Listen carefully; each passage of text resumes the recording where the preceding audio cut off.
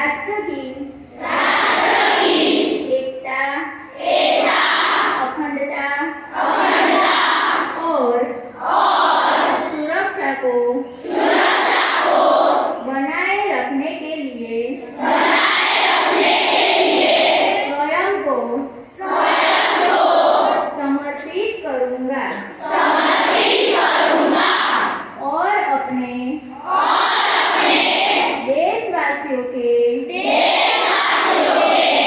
बीच यह संदेश फैलाने का भी भरसक प्रयत्न करूंगा। मैं यह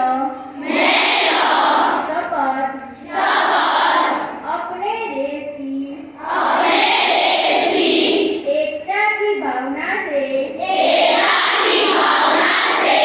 ले रहा हूँ, जिसे सरदार वल्लभभाई पटेल की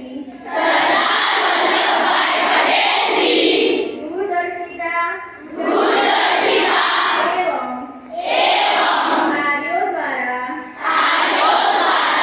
संभव बनाया जा सके। मैं अपने देश की आंतरिक सुरक्षा सुनिश्चित करने के लिए अपना योगदान करने का भी सत्यनिष्ठा से संकल्प करता हूँ। भारत माता के, भारत माता के, वंदे वंदे अस्तु।